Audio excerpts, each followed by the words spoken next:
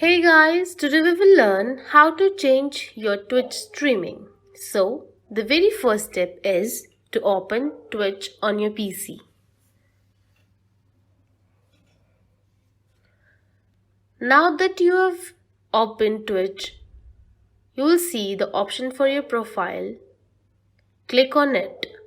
Now, click on the very third option, that is Create a Dashboard. As you will open the Creator dashboard, click on the option Stream Manager on the left side of your screen.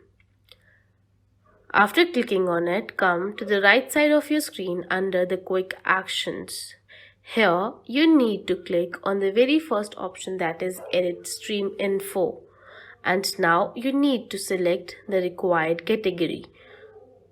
For example, I am clicking on Grand Theft Auto V and click on Done.